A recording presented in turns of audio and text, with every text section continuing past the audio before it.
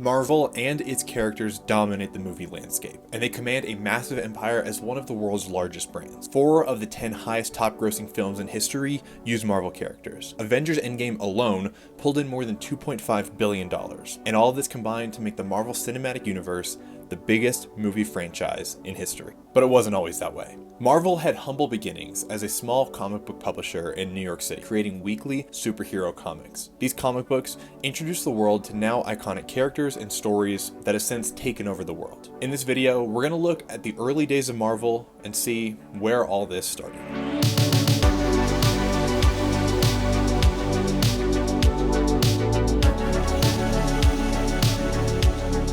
In 1939, Martin Goodman founded a publishing office called Timely Comics out of a small office in New York City, trying to take advantage of the emerging popularity of comic books. The Timely Comics team started very small, with Goodman adopting the titles of editor, managing editor, and business manager, with his brother taking the role of publisher. Timely Comics originally published superhero stories. These comics saw larger-than-life men and women with fantastic powers. Some of the more recognizable characters from the first Timely Comics include the Human Torch and the Submariner.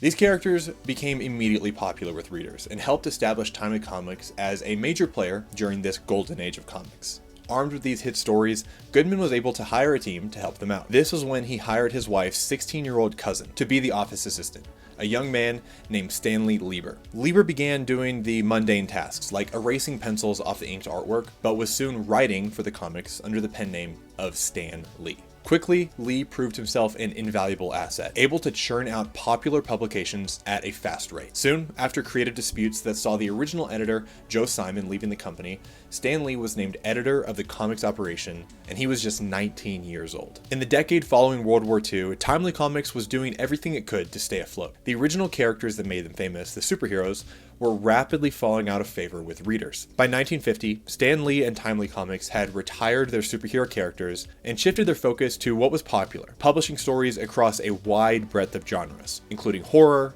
western, giant monster, crime, and war comics. Plenty of comics, but this strategy meant that it was hard to stand out. Up to the end of the 1950s decade, as they pushed out lots of comics, they were focusing more on quantity over quality. Martin Goodman then turned his attention to other forms of media under his now rebranded Atlas that were more competitive in the market, like magazines, novels, and movies. So as the comics editor, Stan Lee was abandoned by his boss and was unhappy with the situation, and he's even ready to quit the entire operation. However, it all changed with a golf game.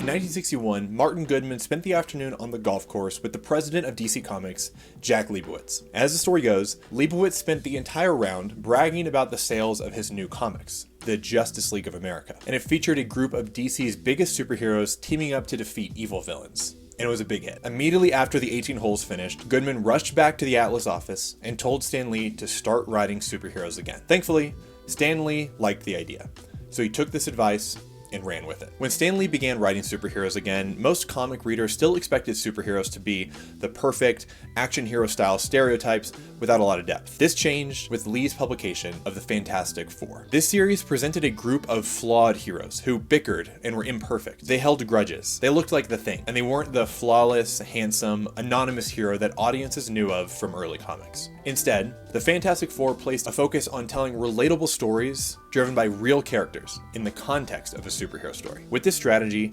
Stan Lee was able to even breathe new life into the Human Torch character from the early days of Timely Comics. Also with the Fantastic Four, the comics group began to publish under the name of a previous subsidiary brand in the Atlas umbrella, Marvel Comics.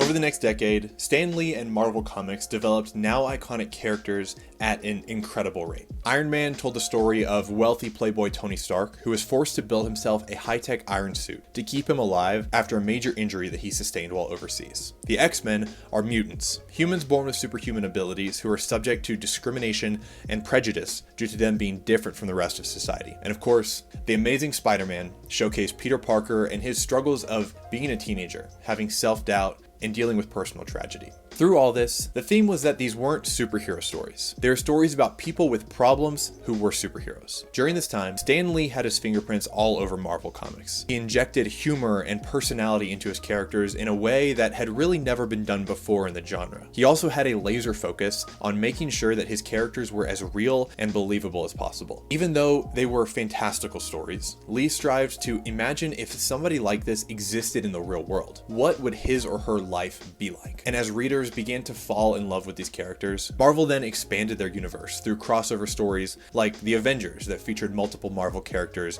working alongside one another. They also introduced more experimental titles featuring weird and memorable characters such as the Hulk, Daredevil, and Doctor Strange, as well as famous antagonists like Doctor Doom, Loki, and Magneto. Another strategy employed in this era was looking back at old comics to reboot stories that fizzled out originally but can now re-enter the comic world to great fanfare. Steve Rogers, Captain America, was first introduced in the 1940s before being retired when superheroes fell out of favor. But Stan Lee was able to then bring back Captain America in the Avengers storyline, and he quickly became beloved. So armed with their cast of memorable and increasingly popular characters, as well as the striking and excellent illustrations that were headed up by Jack Kirby, Marvel began to own the comic book world and the attention of readers. By the 1980s, Marvel Comics had become the dominant player in the industry. They had radio series, decades of stories under the belt for their premier heroes, and even a comic book convention dubbed MarvelCon. Soon, Marvel introduced television shows like XMen the Animated Series and Spiderman the Animated Series to introduce a whole new generation of fans to these characters. And of course, they expanded to the big screen. First with movies like Sam Raimi's Spider-Man trilogy, Sony's X-Men, and of course, who could forget Howard the Duck. But then, with the release of 2008's Iron Man, Marvel embarked on creating the Marvel Cinematic Universe that has since grown into becoming the biggest film franchise of all time. Much of this expansion with the MCU was bolstered by the Walt Disney Company's acquisition of Marvel Entertainment for $4 billion. And this is a deal that has paid off handsomely since it was struck in 2009. And that brings us to the modern day. Marvel characters are now recognized around the world, and their influence can be seen throughout culture. There are no signs of slowing down anytime soon. There are currently over 30 MCU films in total, with more in various stages of development and set to release in the coming years, not to mention the TV shows. It seems clear that Marvel will continue to be a household name. Over the decades, Marvel has grown from a small publishing operation, where two men ran the whole thing, to an internationally recognized and wildly successful multimedia entertainment company. Through this growth, Marvel has always told fantastic stories, always focused on relatable figures, and always inspired generations of fans. Marvel's success is a testament to the fact that, no matter the medium, telling timeless stories filled with richly designed and relatable characters will always be valuable.